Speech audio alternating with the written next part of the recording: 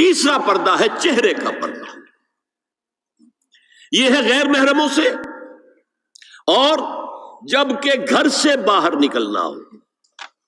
قل لازواجک و بناتک و نساء المؤمنین، کہہ دیجئے اپنی بیویوں سے، اپنی بیٹیوں سے اور اہل ایمان کی خواتین سے کہ وہ اپنے چہروں کے اوپر اپنی جلباب کو لٹکا لیا کرے، چہرہ چھپ جائے۔ اب جو لوگ کہتے چہرے کا پردہ نہیں ہے، تو خدا کے بندو پھر پردے کی ضرورت کیا ہے؟ چچا سے پردہ نہیں ہے، ماموں سے پردہ نہیں ہے، چچا زاد پردہ ہے، ماموں زاد پردہ ہے، خالہ زاد پردہ ہے، پھوپھی زاد پردہ ہے۔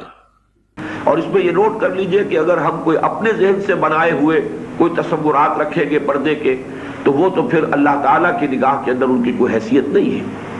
وہ تو جو بھی دین کی تعلیم ہے اس کے مطابق پردہ ہو۔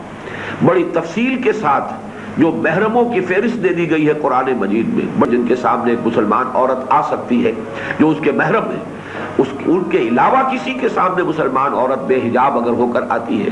تو پھر ظاہر بات ہے کہ اگر وہ ایک کے سامنے آ گئی تو 10 کے سامنے آ جائے، اس سے کوئی فرق واقع نہیں ہوتا، پھر وہ حکم تو ٹوٹ گیا۔ گھروں میں عام آمد و رفت جو ہے، جو عام کزنس کا آنا جانا ہے، یا یہ کہ رشتہ داریوں کا اور بہنوئی کا اور سالی کا معاملہ، یا یہ کہ اسی طریقے سے دیوروں کا معاملہ، اصولی اعتبار سے شرعی پردہ وہی ہوگا جس میں کہ ایک عورت بے حجاب صرف ان لوگوں کے سامنے آئے جن کی تعین کے ساتھ فہرست قرآن حکیم میں سورہ نور میں دے دی گئی ہے۔ Till the age of 19, I was a Muslim only because my father was a Muslim. After the age of 19, when I started studying about comparative religion, now I am a Muslim by choice.